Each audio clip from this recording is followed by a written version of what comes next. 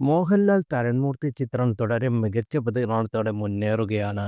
വെറും 3 ദിവസം കൊണ്ടാണ് ചിത്രം 50 കോടി ക്ലബ്ബിൽ ഇടം നേടിയതും. സാധാരണ പ്രേക്ഷകർക്കൊപ്പം സിനിമാ മേഖലയിൽ നിന്നുള്ളവരും തുടരുമിനെ സമൂഹമാധ്യമങ്ങളിലൂടെ പ്രശംസിക്കുന്നുമുണ്ട്.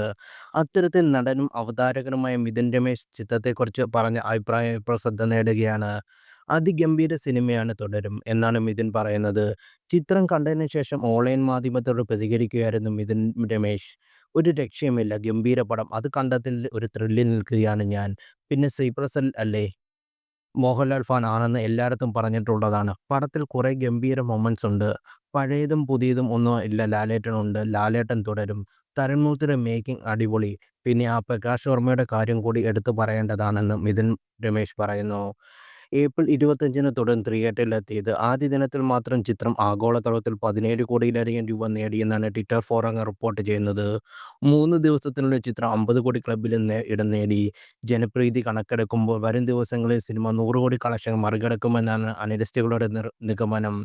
ഫാമിലി ഡ്രാമ സ്വഭാവത്തിൽ തുടങ്ങിയ തുടരും സിനിമയിൽ ടാക്സി ഡ്രൈവറുടെ വേഷത്തിലാണ് മോഹൻലാൽ എത്തുന്നത്. ബിനു പപ്പു, ഫർഹാൻ ഫാസിൽ, മണിയമ്പിള്ള രാജു തുടങ്ങിയവരാണ് പ്രധാന താരങ്ങൾ.